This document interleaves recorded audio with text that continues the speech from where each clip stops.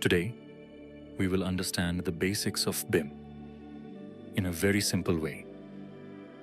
BIM stands for Building Information Modeling. BIM is not just software.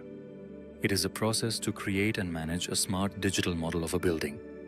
In BIM, we create a 3D model that also contains information like size, material, quantity, and specifications.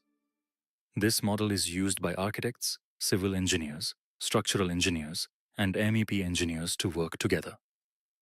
The main purpose of BIM is to reduce errors, avoid clashes, save time and cost, improve project quality.